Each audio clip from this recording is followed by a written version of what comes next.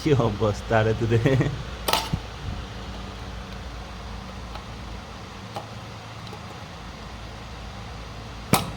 বাহ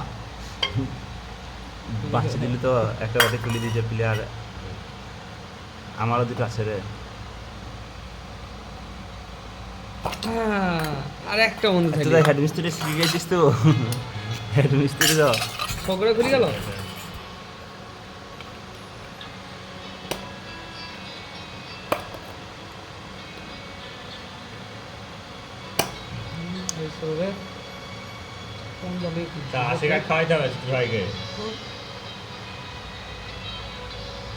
ওই হয়ে গেছে সে সেই পাঁদা ফুলেছে তখনটা